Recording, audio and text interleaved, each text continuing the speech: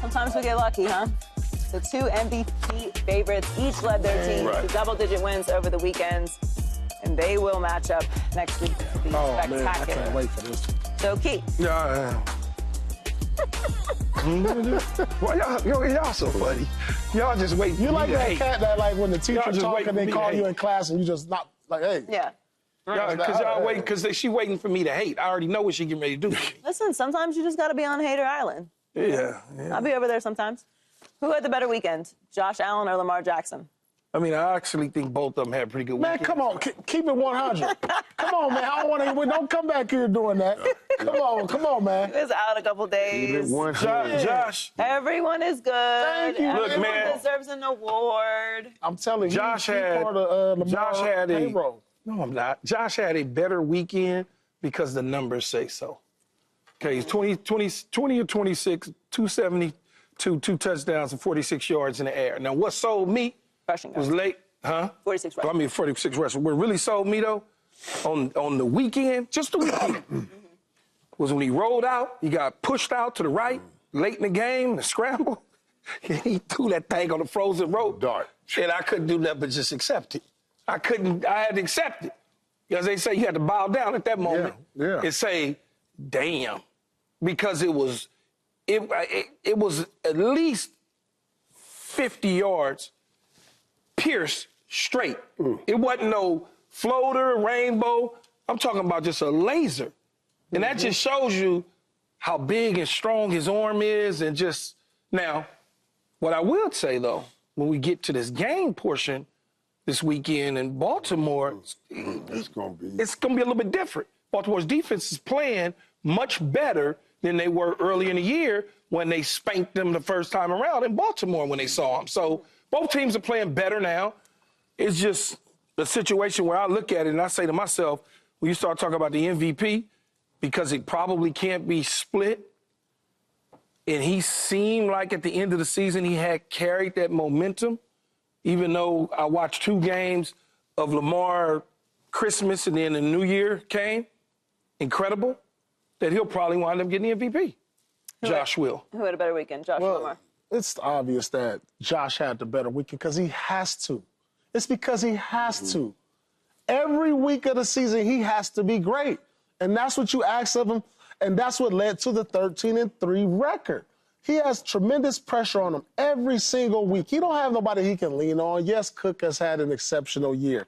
He's been great for them. But outside of that, no, he can lean on. He can lean on Shakiri and Curtis Samuel if they decide to. Listen, he has 13 receivers that's caught a touchdown? Different receivers? Yeah, that's good, though. Listen, he's spreading it around. He's spreading. That's what I'm saying. Like, it ain't no one person they say, okay, I gotta go to him or play with him or I can lean on him. There's no one to bail him out. There's no one to bail. Like, Lamar doesn't have to be great every week, and he has been great.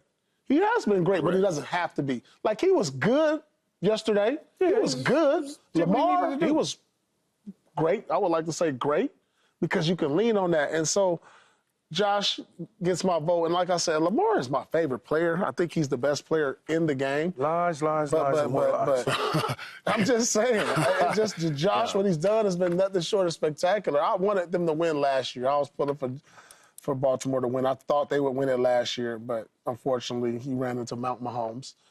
But, you know, this is Josh's MVP, and I wish they would count this game right here, the first-round game. Right. You know why? Because if you lose the first-round game, you shouldn't be MVP. Like, every MVP who's an MVP candidate should win that first game. You know, you should throw that into the equation because then you're like, damn, it should have been the other guy. Think about it. Yeah, but he had Denver versus... Right. Denver was a tougher team. No. Denver was a better team at the time. Because Pittsburgh was really... Right. Those were 2 good defenses. Pittsburgh was nowhere near a good defense when they played. Right. But you add on also, there's a rivalry here. There's been a dominance here. And Lamar, how can you get over the hump of Pittsburgh? Okay, I'll tell you how. Here you go, Derrick Henry, for that first half.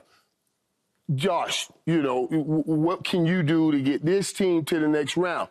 He became Superman again.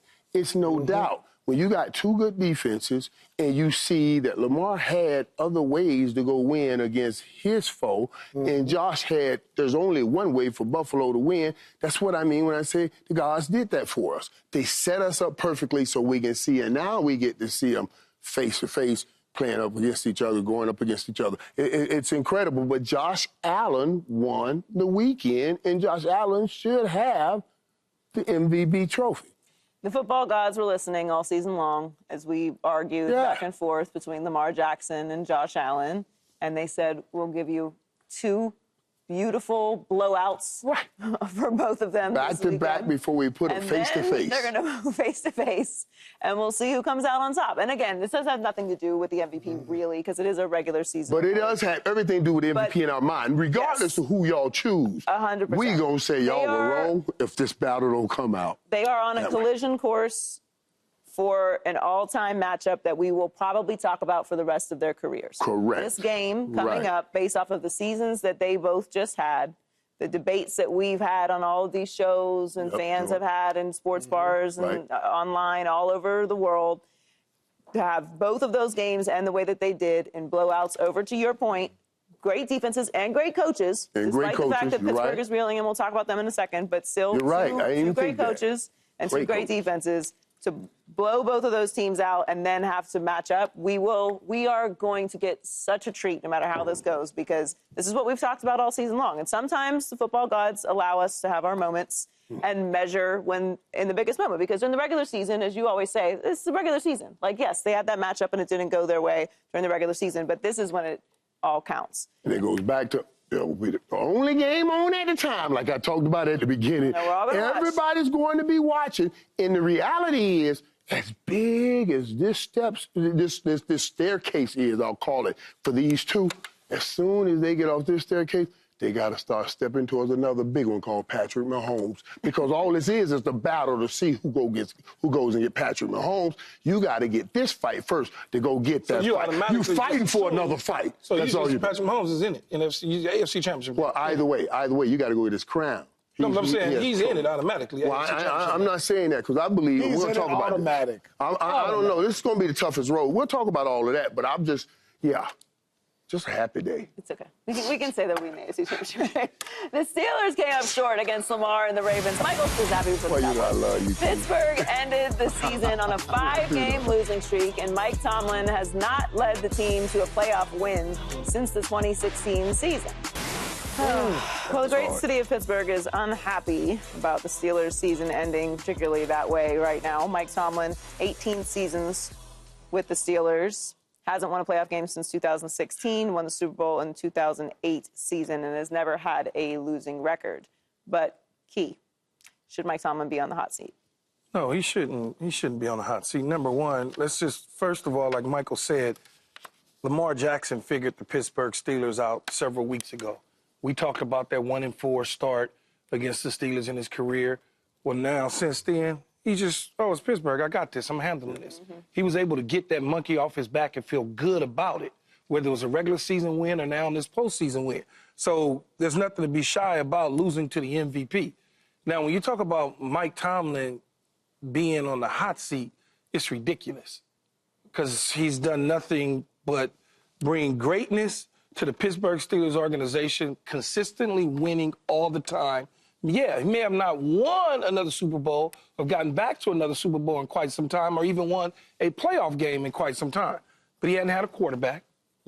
Okay, so he's been struggling since Ben kind of left him. I don't even know what year Ben started limping around, but it was one of them years where Ben should have retired. He didn't finish the career well. Right. He did not. He was still playing probably 3 years too long when he probably should have already retired. But the Pittsburgh Steelers in the organization, they wanted to honor who Ben Roethlisberger was, and they never replaced that or fixed that. But what I would say about Mike Tomlin is there needs to be change in Pittsburgh. And that change is Mike Tomlin should just simply leave, get traded. And that's okay because eventually we've seen other coaches, great coaches, whether we could point to Andy Reid in Philadelphia. Time had kind of just, it was passing by. The message had kind of got a little stale. But look at him in Kansas City. He goes there, boom, right? So you look at that. You look at Bill Belichick in New England. Eventually, you stay too long. You gotta leave at some point. Look at Pete Carroll. Stayed a long time. I mean, I could just go on and on. Tony Dungy, TD with me down in Tampa. He leaves. He goes to Peyton Manning in Indianapolis. He goes to the Super Bowl. He wins it. He sets the team up when he retires for Jim Caldwell to take over to go to the Super Bowl. So it happens. Those sort of things. Sean Payton, he left New Orleans. He got out of there and said, hey, it's time to get out of here. I can't stick around too long. Next step? Like, where could you see it? Man, go to Dallas. Go to the Cowboys, man. Go be the first black coach for the Cowboys. Go and do that. Stepping into a situation with a quarterback. With a QB, something he's never had since Ben Roethlisberger left. Into a situation to where you're saying, okay, this is an opportunity to where he can win a Super Bowl right when he steps in. You know, I feel like Tomlin's that type of coach. He might be able to, though, in Dallas. Yeah, you might be able to, Paul. Yeah, you might be able not to. Not as constructive. For 3 years, Dallas, with most of that offense, with some of those guys, they were the number one offense in the league. 3 years. And back to when they never got anywhere. Give him the number one offense in the league for 3 years and see where he goes. Or maybe there's a Chicago with a good defense in a young quarterback that he hires the offensive coordinator and brings him along. But do you think Mike needs to change his style of coaching? Because he's coached one way his whole career. He's been a team that's been defense first and just grind it out on offense and figure that part out. Every single coach. Can he make the adjustment? Can he he can make the adjustment. You know, but every single coach got a style, though, Paul. In the National Football League, just like in the NBA. Things are changing now. Everybody says it all the time. It's not changing. It's the same as it always has been. No, everybody always says that. Oh, they ground and pound. They running the ball. They doing the same thing. Yeah, they do the same thing, and they've been doing the same thing since football was invented. I don't think that Mike Tomlin should be on the hot seat, but I do think there needs to be a real conversation about what they're doing offensively. Correct. And I think that while Russell Wilson was not what we thought he was in the middle of the season, he is going to be playing quarterback somewhere next year. He's done at least that type of job. Whether that team's going to go anywhere or not, he will be there. It's not good enough anymore for the Pittsburgh Steelers to just make the playoffs or be above 500.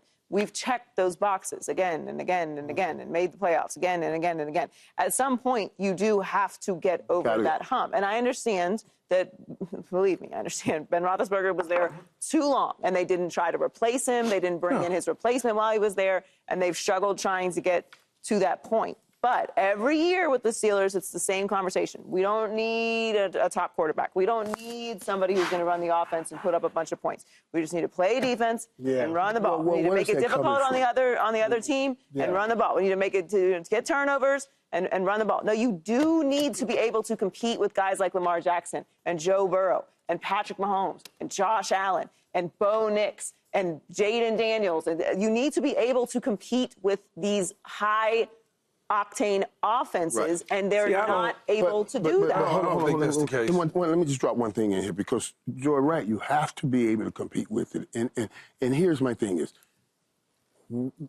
Mike takes it all. He takes the whole brunt of it on him. Mike doesn't get to make the call on none of those quarterbacks. And we don't say anything about some of that going towards the Rooneys or anybody, like we do with Jerry Jones, and I just don't understand this. How did we get back to the damn Cowboys? The Steelers are not set up the same way as the Dallas Cowboys. Wait a minute. There's no organization yes, they are. Mike is not making a call on who his quarterback is. Mike, he's been dealing. He has to deal with the hands that's dealt. We get on Mike McCarthy all the time, or Jerry, for dealing these hands. This is the hands they're dealing to him. And we got to look at all of that. I don't know why it don't play here, but it plays over there. I'm saying, no, he should be on the hot seat. I'm saying if he's on the hot seat, put Mr. Rooney Butt right on the seat with him. Because he has failed. The front office of the Steelers, the front office, not the ownership, the front office of the Steelers needs to also be held accountable. They do have one of those. But it's the front. See what you just did? They do have one See of those. how you just did that? The Dallas Cowboys don't have a front office. They have Jerry Jones. Right. And just because they got something in place in Pittsburgh, they still got the man coming in saying, I'm the man. That's the Rooneys. They're still running everything. That's the same front office. But I see you splitting hairs there. But you know what I'm saying? Pick hairs. where is the accountability? No. It's been a failure overall. I agree, and I don't think it's on Mike Tomlin. And I think that's why most people. I love them all. I love him. I love for all the work he's done with the Rooney Rule. I want him to keep helping us. So, the Steelers are a very well-run organization. Right. They're a traditional organization. They're a very loyal organization. That's why they've only had 3 head coaches in the history of the organization. And they should only have 3. And this isn't, I don't believe this is all on Mike Tomlin. What Mike Tomlin has been able to do in 18 seasons is remarkable. I don't think he should be on the hot seat. One thing I'm saying here, what I'm saying is why the Rooneys aren't out here? Why the Rooneys not out here saying this? There are people asking about Mike Tomlin. Well, why the Rooneys won't stand up and say something about it? Why won't they say, no, this is our guy? Why won't we hey, listen, we have to shoulder some of this on how we've been on offense over the last few years. And then they can take some of the heat off this man. Why won't they stand up and take it? So since they won't, it is my duty and my job to bring it to the people's attention. I understand y'all want the explosive offense. Y'all think that we need to see whatever other teams are doing. Those other teams with those explosive offenses, they're not winning nothing. They're not, other than Kansas City.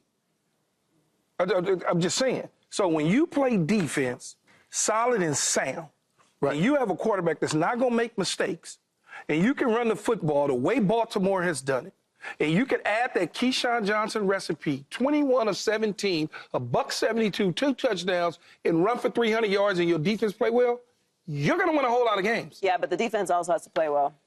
Exactly. The defense has to play well.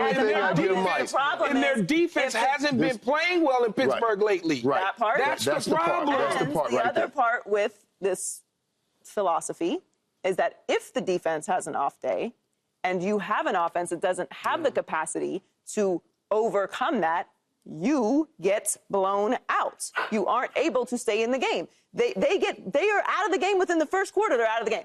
They can't get back in the game because they don't have the offensive prowess to get back in the game. If you keep it close, if the defense plays at the level they're supposed to play, then yes, it's philosophy. But sometimes you have to account for a side of the ball not having their best day. Mike Tomlin is not going in there telling them, don't worry about don't bring me nothing on offense. I got this. He's taking it by force, not by choice. He wants a good offense. So he wants just anything on offense. And he had great offenses. No. When he had great offense. When A.B. and Todd Haley was calling the plays. That's good. When A.B. was there, Todd Haley was calling the plays. Let's speak to that, too. That's another point we got to bring up.